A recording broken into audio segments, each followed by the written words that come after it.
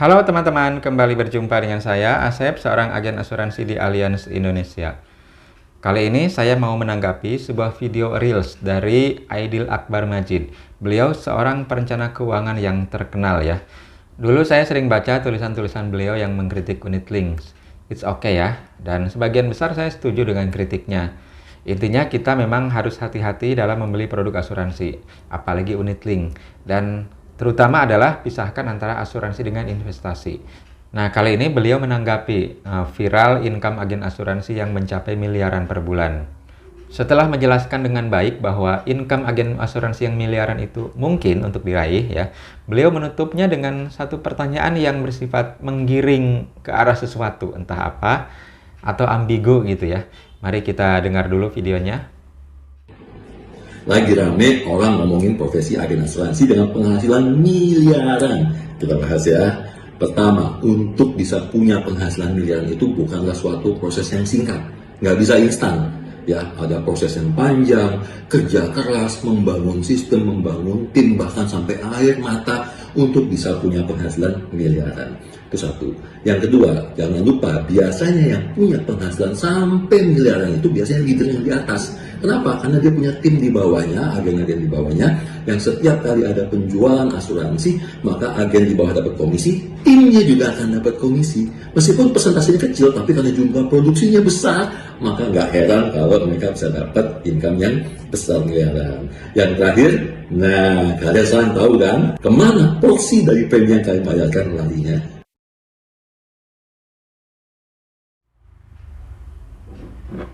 Minum.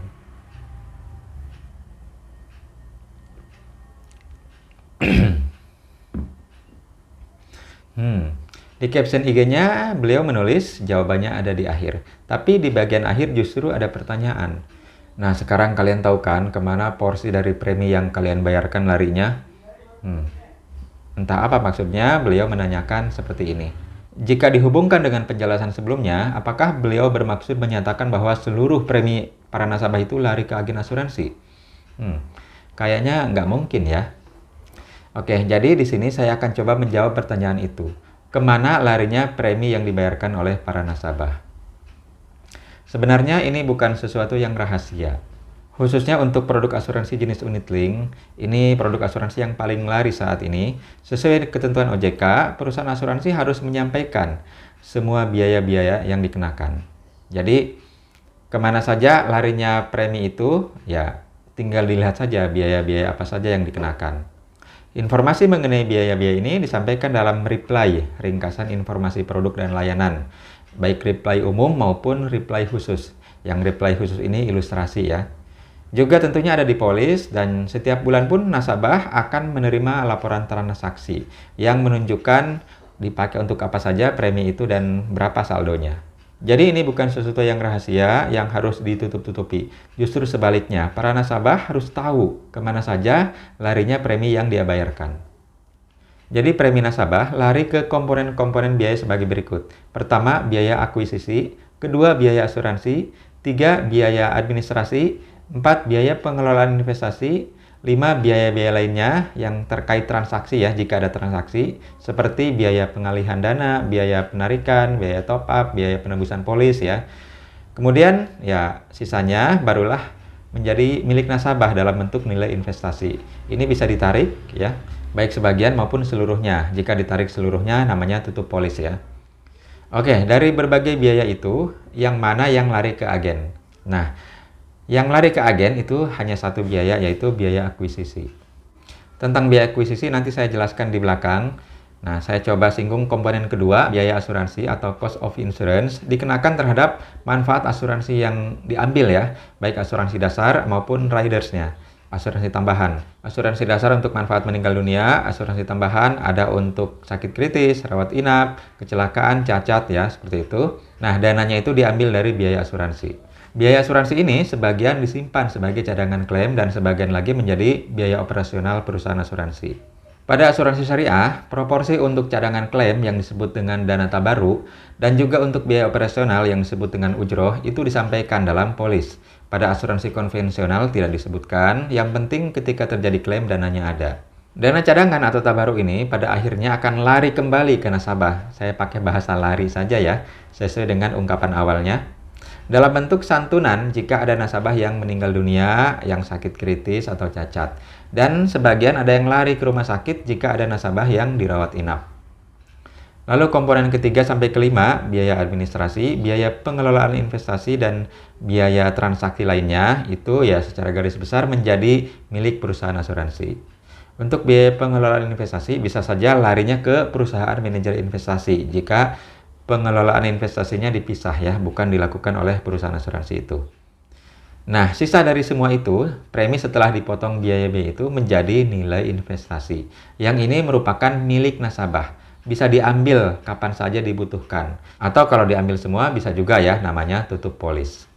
Jadi itu jawaban kemana saja larinya premi para nasabah. Selanjutnya saya ingin jelaskan komponen yang pertama mengenai biaya akuisisi. Seberapa besar biaya akuisisi ini sehingga bisa membuat agen punya penghasilan miliaran per bulan? Sebenarnya kuncinya bukan di besaran biaya akuisisi, melainkan bagaimana dana tersebut dikelola. Banyak perusahaan asuransi yang biaya akuisisinya lebih besar daripada biaya akuisisi di Allianz. Tapi belum pernah terdengar di sana ada agen yang punya penghasilan miliaran per bulan. Kalau di Allianz ada beberapa belas orang lah ya, yang income-nya di atas 1 miliar per bulan. Di Allianz sendiri dengan produk unit link unggulannya yaitu ada Smart Link Flexi Account Plus, konvensional ya, dan Alisa Protection Plus syariah. Besaran biaya akuisisinya adalah tahun pertama 75%, tahun kedua 40%, tahun ketiga 15%, tahun keempat 7,5%, tahun kelima 7,5%, dan tahun keenam seterusnya itu tidak ada lagi biaya akuisisi. Totalnya 145% dari premi berkala. Informasi ini ada di reply ya, atau ilustrasi yang Anda terima jika Anda ditawari produk unit link. Jadi nggak usah kaget ya. Dan biaya akuisisi ini bukan merupakan biaya yang terbesar dari produk unit link. Ada biaya yang lebih besar yaitu biaya asuransi tadi. Biaya untuk cadangan klaim itu jauh lebih besar daripada biaya komisi atau akuisisi untuk agen ini. Total 145% inilah yang menjadi jatah para agen, baik agen yang menjual produk secara langsung maupun para leadernya. Apakah 145% ini angka yang besar?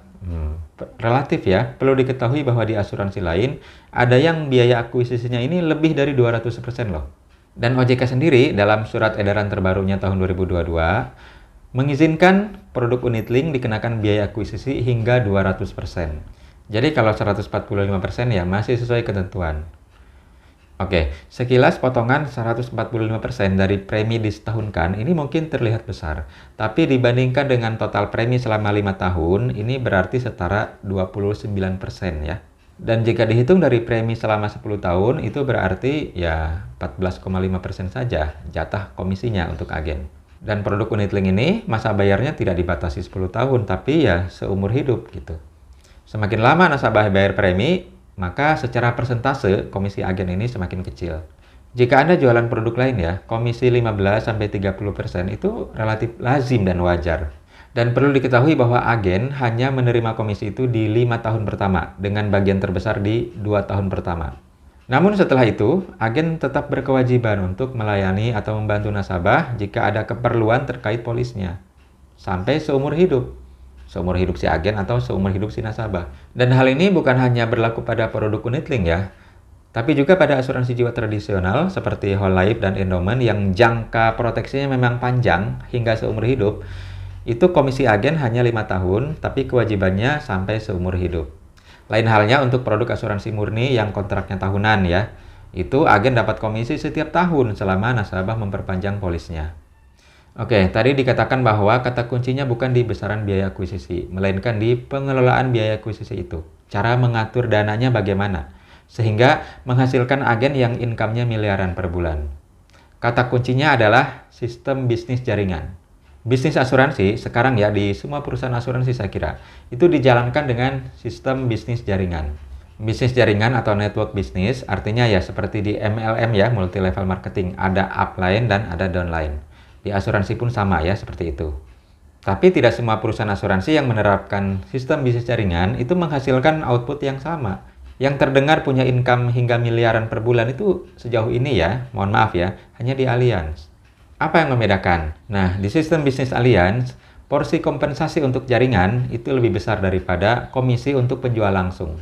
Sistem bisnis alliance memungkinkan seorang agen memperoleh bagian komisi atau disebut juga overriding dari kedalaman hingga 8 generasi.